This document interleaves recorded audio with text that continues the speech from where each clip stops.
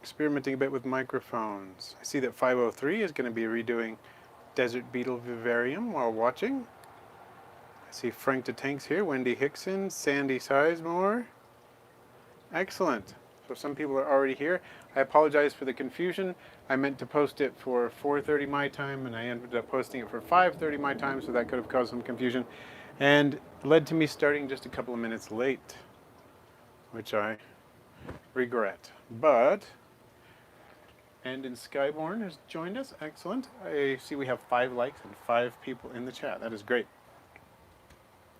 You'll notice that I'm highlighting my melanistic garter snake juveniles today. That's not the only thing we'll look at most likely, but I just figured this would be a fun one to start with. We're going to be feeding them today. So I see that we have Frosty Inverts, Vicabulous, Steven Sager, doing well. Excellent. Welcome. How's the volume? Coming in okay? I see McKay Fleury. Hello. Wilma, Seahill, Northwest Morphs, Tony, watching from Cheshire, and Terminal Overkill. Great. Now we have 21 people in and 11 likes. Not bad at all. You'll notice we have a shed here. One of them was looking in blue recently, and it's funny how fast the babies go through that cycle. Their shed cycle is lightning fast. They seem to shed almost every week. Nice clean shed it looks like. The brills or the eye scales came through just fine. Let's get a look at that. See if I can focus on it. I don't know. We'll try it. It's having a little trouble focusing there. But you can see the brills. And it's just a nice, looks like a nice complete shed. Probably feed that to some isopods a little later. Okay, and thank you for Frank and Gorgonzola and 503 for letting me know that the audio is doing okay. Appreciate that. And Wilma, thank you. Glad you're enjoying my Isopod videos. Got some more coming out soon. I enjoy making the Isopod videos, of course. I don't even know how many I've made by now, but quite a few. Quite a few. I've been enjoying the Isopod species profile list. It's been fun. There's Mantis God and Random T joining us. Excellent. Let's see, where's our other snake? Did it go into the humid hide, or is it just hanging out? I think it's hanging out under the paper towel. Not even sure. I just want to make sure I don't lose one. That would be less than ideal. But I'm going to poke around just a little bit and see what I can see. Should we go ahead and feed these guys? Here, I'm going to just look underneath and see what I can see there. Okay, so I don't see a snake there. I did see one looking as if it were going into the hide a minute ago. So I'm going to check that.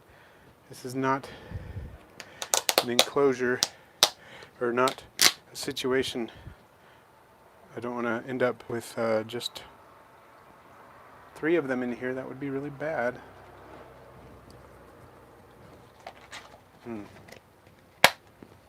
Did I have one take off when I was not looking? Nope, sorry there. Uh-oh. Well, I'll just keep my eyes out, I guess. It's not great.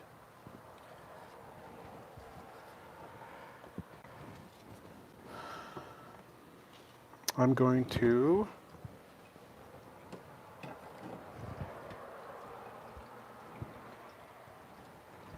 take out everything for the moment so that it's easier to keep an eye on everybody.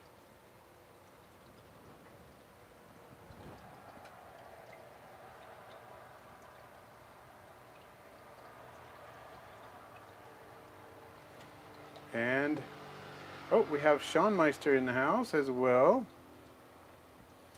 And Terminal Overkill, you are welcome. Glad that the videos are turning out to be useful for you. Appreciate that. I'm gonna do something just a second. Gonna close the door to help prevent any escapees.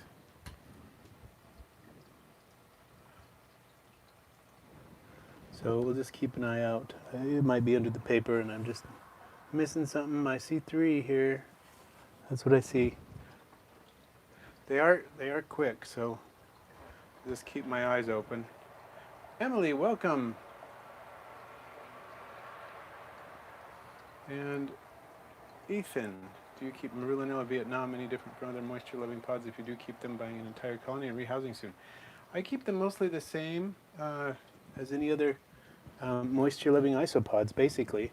Here, what I'm going to do, I'm actually going to remove the paper for this feeding. That'll help us keep track of everything. And I don't want to get confused about what's where and all that. We'll go ahead and put the food in. I'll keep an eye on things here.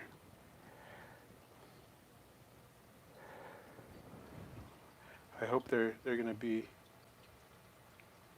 eating.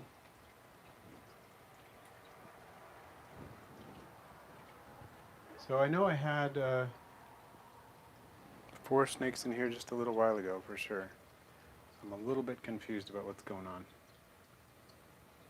But that snake's not confused at all about what it's doing. It's going to have some lunch. Dinner, whatever meal you'd call this, I guess.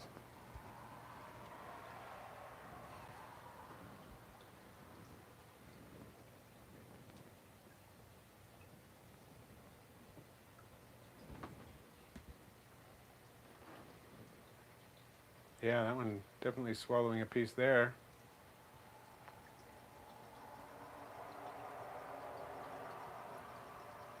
Emily, congratulations, getting married in just 4 days. That's fantastic.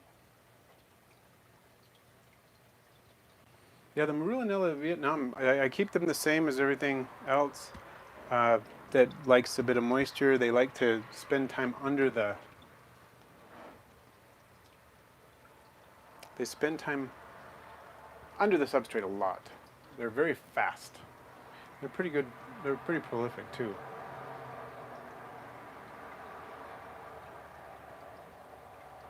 They're the only Merulanella I've ever kept.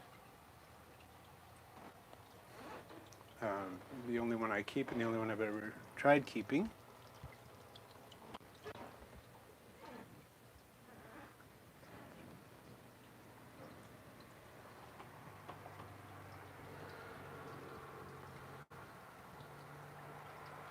I don't see them a lot because they're so fast and they burrow a lot. But they're pretty cool. Okay, random tea. You added nematodes. Okay, well I've heard the nematodes can be a problem for isopods, which is why I have avoided the nematodes. I have used the bacteria, Bacillus thuringiensis israelensis, and I've used the rove beetles, and those seem to be doing well without causing undue problems for the isopods. The nematodes, let me know how that goes.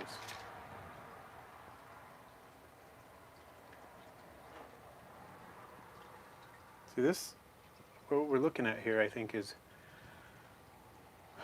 I've got my female, she's the one who was just eating, and then 2 males, and I have 1 more female. That's the one that seems to be AWOL right now. Slightly panicked, but they do have a way of turning up. So, keeping my eyes open.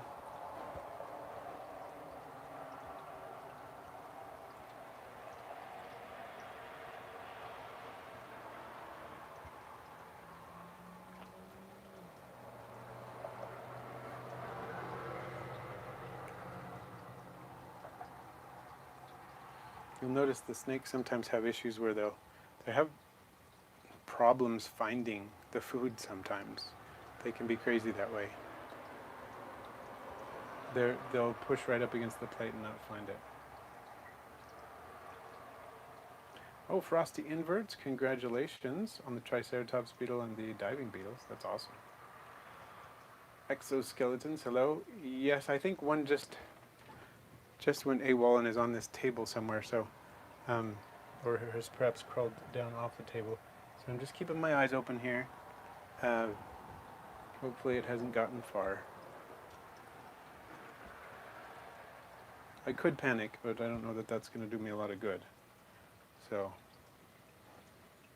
maybe just keeping my eyes open will yield better results. That's what I'm hoping.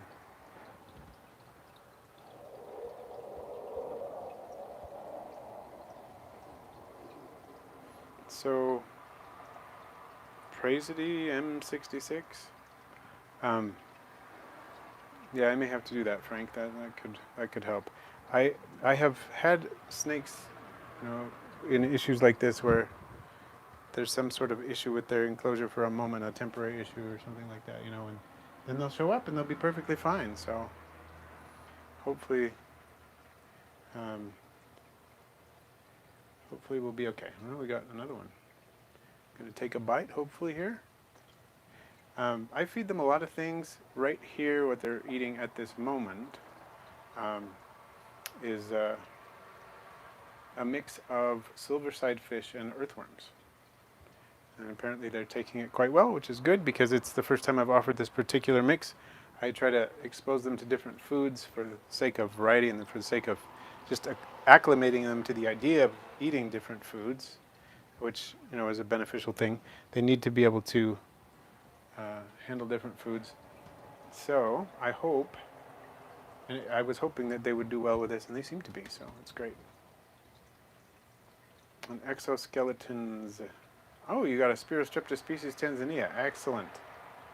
Northwest Morph's got some question mark brooches. Those are pretty cool, gotta say. Ooh, we got a Dope Critters. Got a super chat. Thank you so much. What can we do to get you on Snake Discovery's build-off next year? Well, I would love to do it. I'm not sure what it entails if I have to apply for that or exactly how that works. I'd be totally up to do it. I think that would be really fun and exciting to participate in the build-off. I know some people who have participated in it. I'm just not sure what it entails to do that. I enjoy Snake Discovery, and I've watched quite a few of their videos, but I haven't really followed the build-off, like how to do it and stuff. So I need to find out how to do that. And thank you so much for the super chat.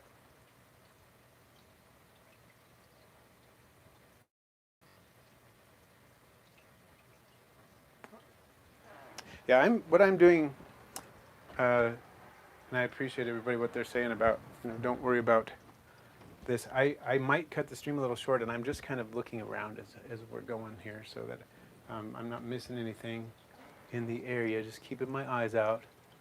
So I figure that's going to work just as well as probably anything else.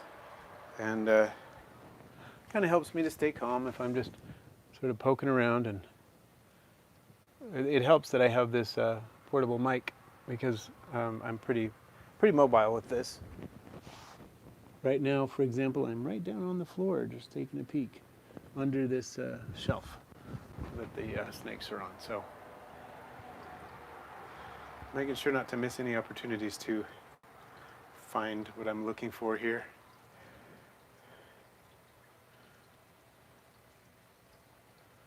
And Smugbug's a great isopod information site, yeah.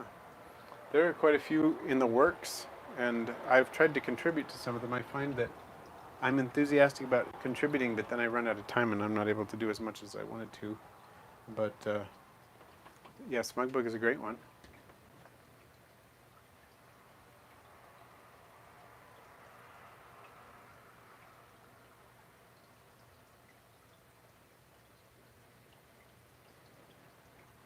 Do you mean more like a Facebook group or something like that?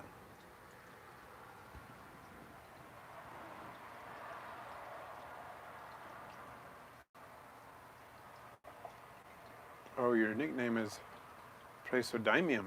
Okay, I'm probably still saying that wrong. But that's cool.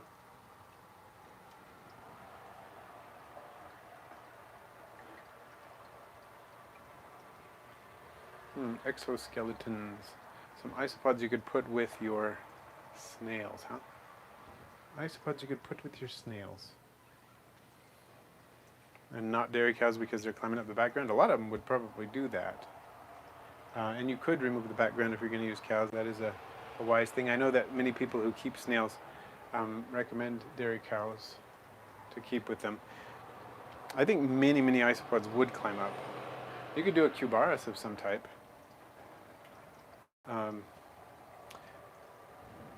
That could be an option too. They'd probably like the moisture and the vegetable matter and the snail droppings and all sorts of stuff. Oh, we got a super chat from Random T. Thank you so much.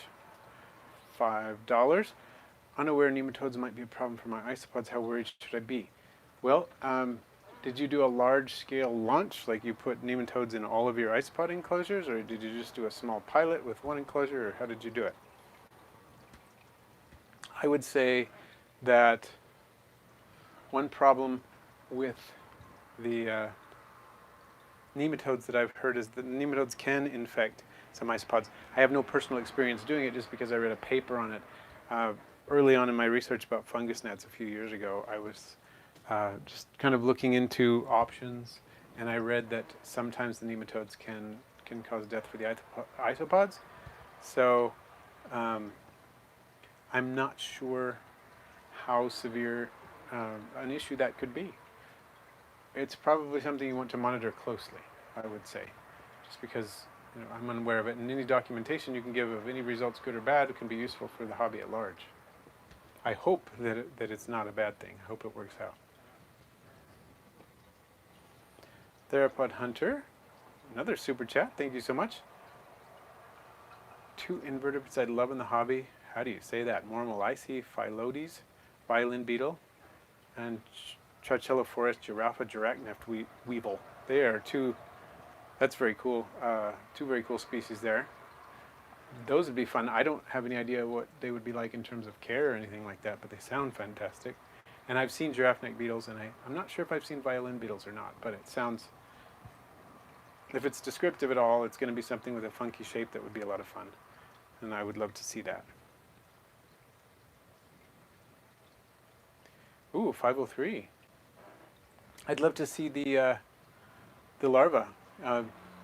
Sometimes you can distinguish the larva by their shape. Like, you get the semi-lunate terminal segment that's hairy on the end of a blue death feigning beetle, and that's not the same as some of the other Eleodes beetles and so on. Maybe we can figure out what it is. Oh yes, I love to have snails in my aquariums too. I have several species. I have ram's horns and mystery snails, and what else do I have? I have Malaysian trumpet snails in with my Ophiula shrimp. So a few aquatic snail species. Oh, Richard from Tarantula Collective sent a super chat as well. Awesome.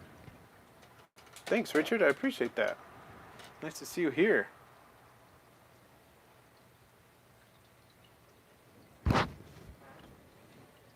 Okay, exoskeletons. Yeah, you could just go ahead and use those dairy cows. That's for sure.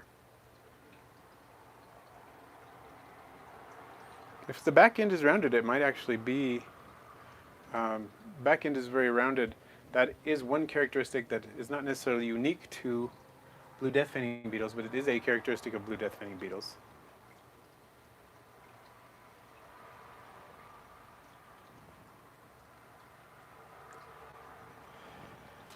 What do you think, everybody? We've had a good look at the snakes eating. Okay, 503. Yep, I'll pay attention to that. See how it's going. They're still going to eat for a little while, but I don't think they're to the point where they're going to be. Usually, I have to watch them for a little while and make sure that they eat without hurting each other. Sometimes they'll try to swallow each other's faces and whatnot, but after they've eaten for a little while, they're usually pretty safe. It's just that initial sort of feeding frenzy, you know what I mean? Uh-oh, I think I pushed the wrong button there. Okay. So, I hope it is a blue death feigning beetle. So, I'm not sure how to say that. He, she, are. Just tuned in. Is there a snake type that's small and would eat more insects like crickets, isopods, bugs, less frozen pinky mice? I live in Canada. There are some snakes that will eat insects. and things like that. They're not all necessarily good pets. For example, you can have, let's see, the green snakes are insect eaters. They tend to be fairly flighty. You can do them in a large planted vivarium, and they look really cool. They're not necessarily a handleable snake, but they are certainly, they will eat a lot of insects and can do well on a diet like that. So that's one option. There are things like the Brahminy blind snake, which eats mostly things like termites, isopods, insect larvae of various kinds. But they're cool. I used to see them in Hawaii. They're the only snake that lives in Hawaii beyond the zoo. They're the only species that's established in Hawaii, and I used to see them there. And they live a lot of other places too. They're pretty cool. They're not exactly, the best handling candidates either. They're just kind of a fossorial snake. Let's see, ringneck snakes will eat some insects as well. There's some others too. I'm trying to remember what the name is. I think the genus is or was Sonora. The variable ground snake, is that the one that I'm thinking of? That eats a lot of things like insects, centipedes, and whatnot, and will do well on a diet like that. But again, not the. It's kind of a semi-fossorial to fossorial snake. So those are some options. Let's see. Somebody just asked me a question about lizards. I do have lizards, in fact. I've got, I raise and breed is not exactly the right word, but I produce mourning geckos. I have a few enclosures with mourning geckos in them. I also have, we have a few crested geckos and a leopard gecko. And right now that's all we have in terms of lizards, but that's 3 different species. So worm snakes. Yeah, there are worm snakes, and that's another name for the blind snakes, like Brahminy blind snakes. Sometimes worm snake is one of the names that's been used to describe them. And theropod hunter, the blind snakes, there is a species of blind snake that seems to have a symbiotic relationship with owls. Yeah, they'll live in the nest, the owls will bring them to the nest and not kill them, and then they will eat parasites in the nest, which is pretty cool. In fact, All Canadian Reptile Girl did a video about that species not too long ago and talked about that symbiosis.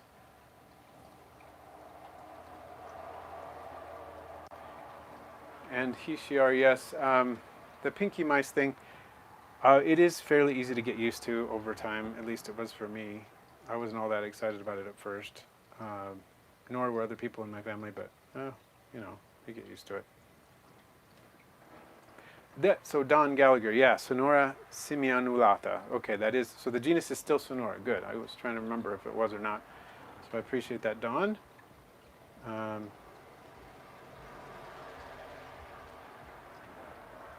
And Frank, well, I guess you can say there are snakes with legs, vestigial ones, but we've got the spurs on boas and some other species of snake as well.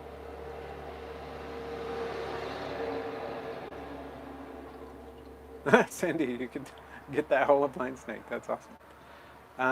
503. That's excellent. You got a blue death fainting beetle larva, probably then. Hopefully, that's what's going on. It's not unlikely. Getting the larva is actually quite uncomplicated. It is just getting them to pupate. Is just giving them the right conditions to pupate. Raising it is not that hard either. So I think you probably can get something going there. Well, I just noticed my velvet spider is trucking around the enclosure. Let me see if I can show you what's going on. It's active, which is kind of unusual. So let's see if we can get a little peek here at my velvet spider. There it is. Check it out.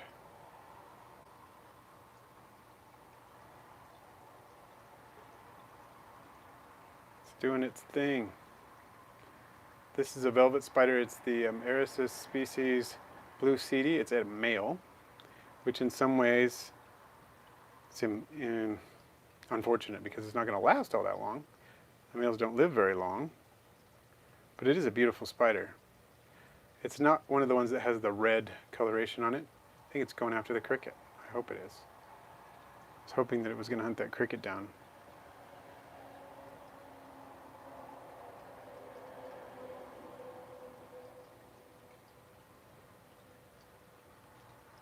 The pattern, I know it's a true spider. It's not particularly closely related to tarantulas, but the pattern reminds me of certain tarantulas a little bit.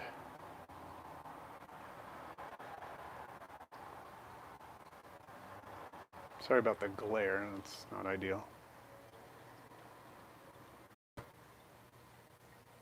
Oh, Emily, biggest wild jumping spider ever. Do you live in a place where Regius exists, or is it some other species? Oh, we're gonna get a view of its face, I hope, here. Look at that. Look at that face. Yeah, those banded crickets are crazy. They have the crazy antennae. And the beetle guy. Unfortunately, I'm not allowed to keep tarantulas.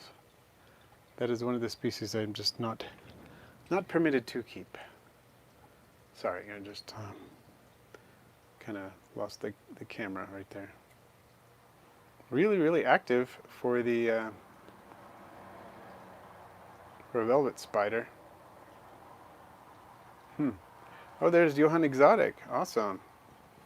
I'm going to be joining Johann Exotic for a live stream not too long, so keep your eyes open for that. We'll be advertising that on my channel and on his channel. I think he's already posted it on his channel, so we'll be doing that. That'll be fun. And yeah, my wife will let me keep some true spiders. She's not too super excited about 1,000,000 of them, but she does allow me to keep some. Here is tiny little Phidippus audax. Looks like it's about time to clean the enclosure. She'll allow me to keep a few of the jumping spiders. I have 3 Phidippus audax and 1 Phidippus regius. Okay, well I'm going to cover up the snakes now, and we're going to look at something else, because looking at plain plastic is no fun. Still keeping my eye out for that other one, see if I can dig it up.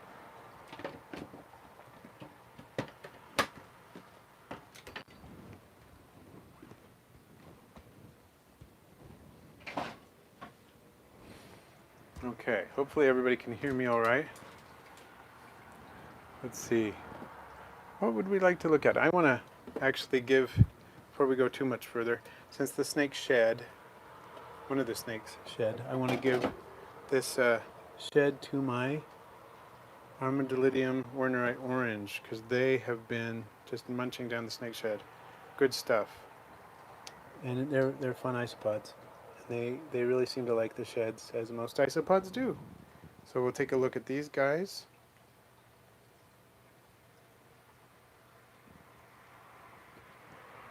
And I'm going to put them down in here and let them go.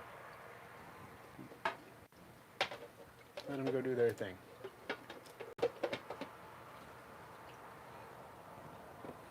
Okay, isopod requests.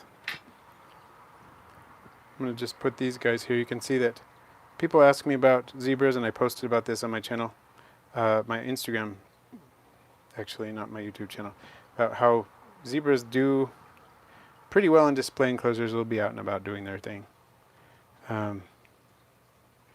But any isopod requests of what I've got has to be something I have, obviously. We can see the Merulanella species of Vietnam because someone was asking about that. And we just barely looked at the Werneri, the orange Werneri. So you probably posted that before I did that. Let's see. Okay, we're going to look at the Merulanella species Vietnam for a second. It's a fairly new culture, but there's a lot of them in here. I was just looking in here. Here's some babies on the food dish right there, and a juvenile that's slightly bigger. Let's see if we can get a shot of. The adults are so fast. Well, all of them are fast. But, oh, I don't even know if you saw that. Could you see that? You see them running around? Most of the ones you see are the babies. Kind of hard to get on film, aren't they? Hopefully you saw some of those. You can see the babies, but they're just so fast. Holy cow. That was perhaps a bit underwhelming because it's hard to see. You recognize Dave. Okay. Prognosis party mix, yeah? We can do Prognosis party mix. I have a couple of different enclosures of those. Let's look at one of them right now. See what we got. This is Prognosis party mix. Let's look at some of them. See which ones you can notice. I see some Oreo crumbles. I see some blues. I see some oranges. I see there's an orange crumble with just a little bit of orange on it. There's a couple of white ones in that mix. A couple that look sort of like a wild type with an orange wash.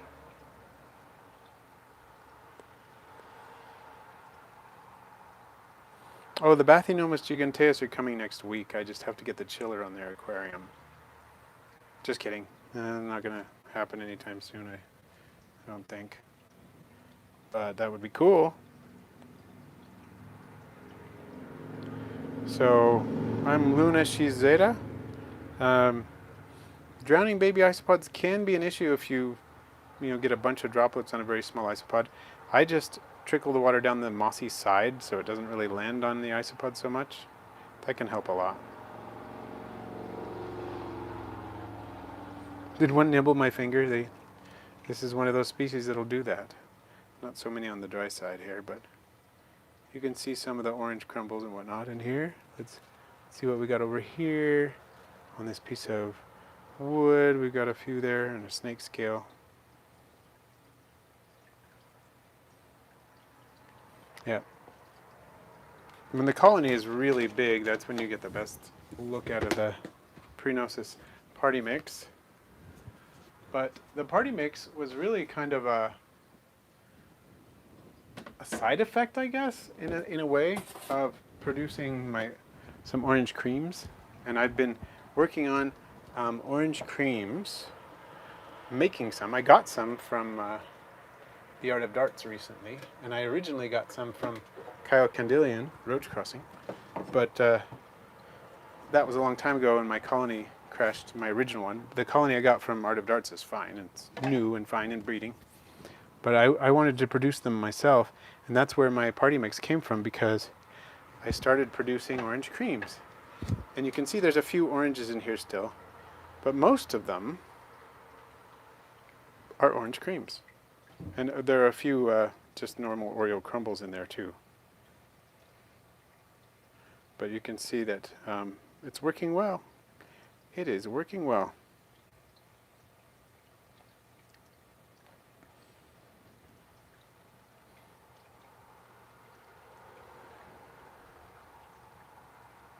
I think Prognosis will tend to leave lizards alone.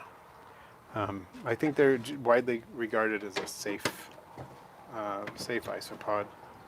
They're not going to be able to hurt lizards in general, I think. They are pretty much the go-to isopod for anything but the most bioactive isopod. For anything but the most, how can I say,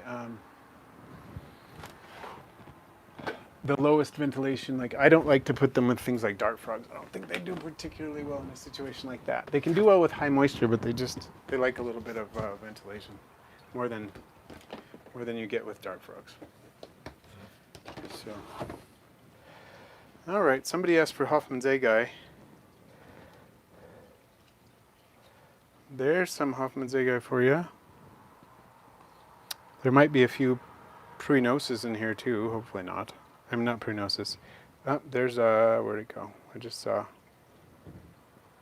That is a scaber. Porcellia scaber is what I meant to say. There's a few in here. I've been trying to take them out. They got in there a long time ago, and there's always a few in there.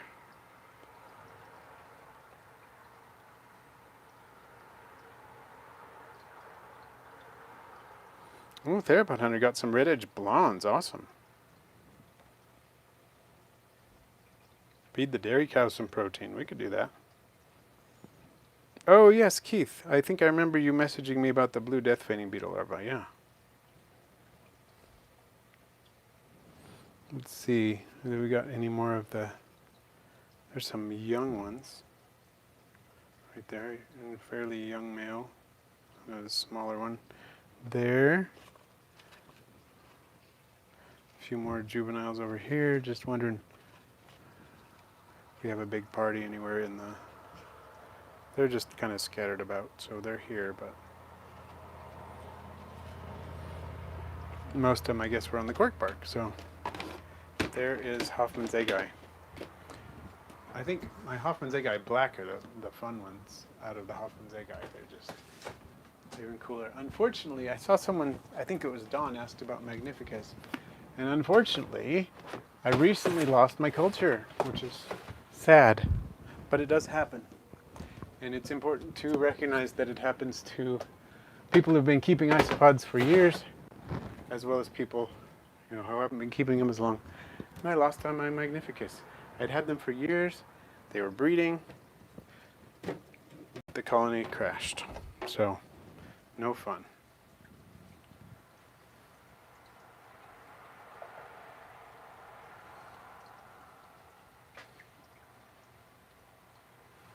Okay, let's see.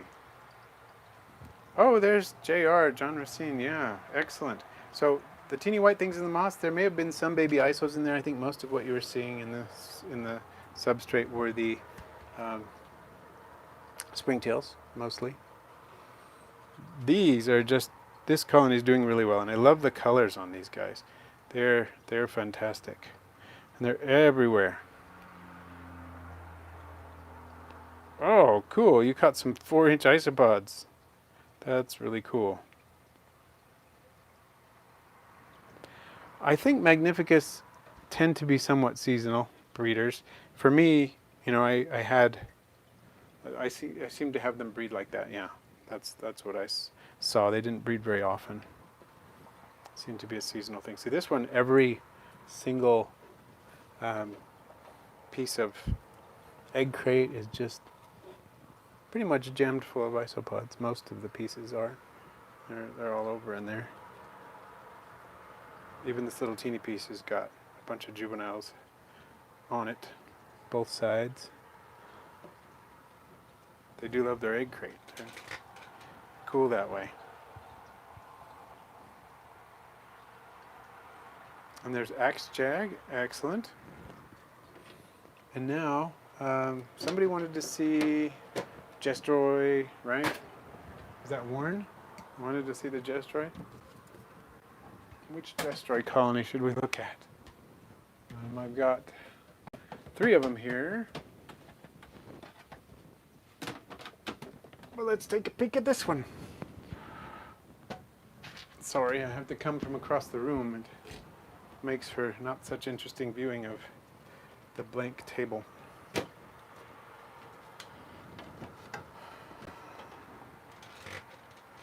Here. Let's take a look. There's a couple of them right there. They do like to climb the branches, which is fun. And over here, actually, you can see a load of babies and an adult. If I can focus on it. There we go.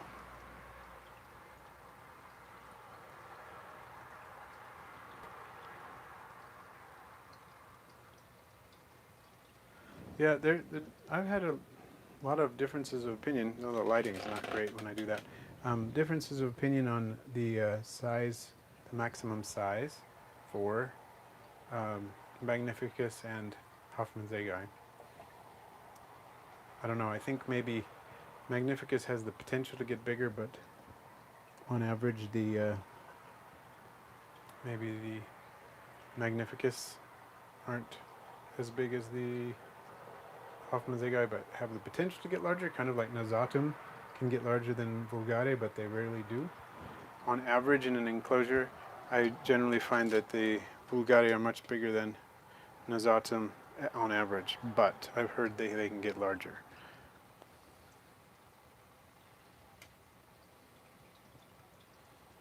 Which isopod do you think has the largest uropods? Well, some of the Ligia species have really intensely long uropods for their body side.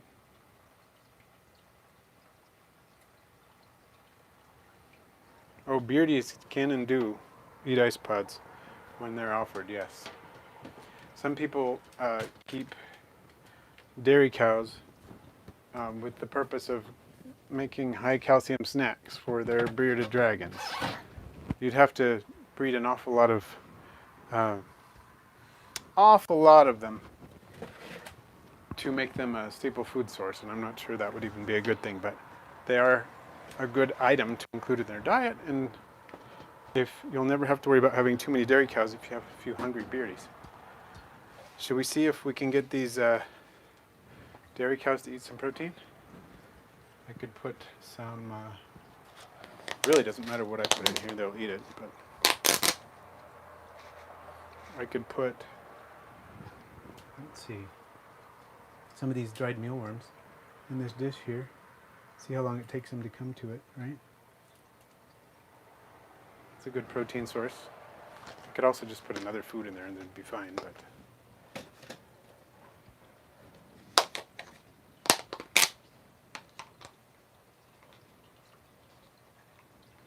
see how long it takes.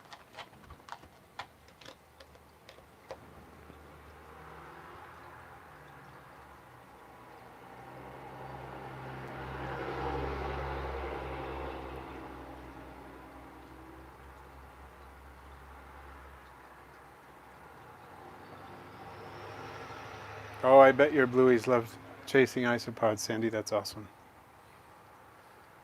12 duckies for 80 is not bad, Hash. That's a pretty decent deal. Oh, Kevin, you're going to be keeping that one. That's awesome. I think it's such a cool specimen of a snake you found there. I'm glad you're keeping it. I would be hard pressed not to. Looks pretty fantastic.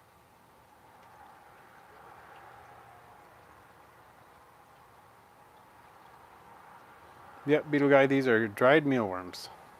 I think they're roasted, maybe too. They smell roasted.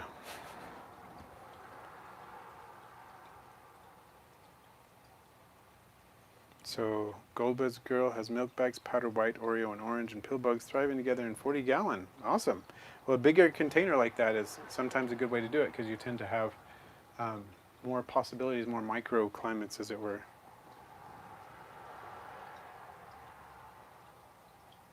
So 503 feeds Fire, Skink, and Leo with the isopods. Yeah, yeah. They, like we were saying, they're good in calcium, they're active, and that's the nice thing about Bioactive. Sometimes they're dual purpose too, right? Oh, I hope that little snake shows up. I'm trying to keep my eyes peeled for it. After this stream, I'm going to be digging around a little bit more thoroughly, but I really think there's not much more I can do than just keep my eyes open.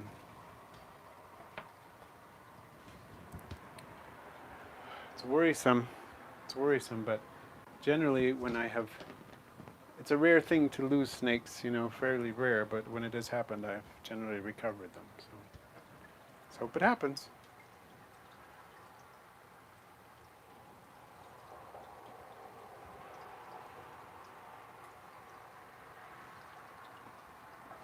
So how big was your, the beetle guy, how big was your powdered blue culture? Because generally I find it has to do a lot with how hungry they are and how, you know, population, all that kind of stuff. So frosty inverts, how many dairy cows do you have and what's the size? Because in my experience it has a lot to do with sort of a critical population. Once you get to a certain population size, you'll see a lot more of them. Axe Jag, die out in, is that your Porcellanides Prognosis? It's not really normal for them to have a die out per se, or a die off. It's just, there's probably something in the environment that may be running lower on nutrients, or you may just need to change out part of the substrate. There could be some things going on.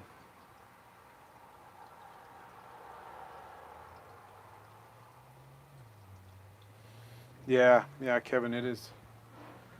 It is really tricky, especially since I just, I don't know when it happened because they were just in there. And I'm trying to figure out what happened. Hopefully one didn't accidentally eat another one. But that seems unlikely. They don't look like that has happened. Oh, Sandy, your son lost snakes.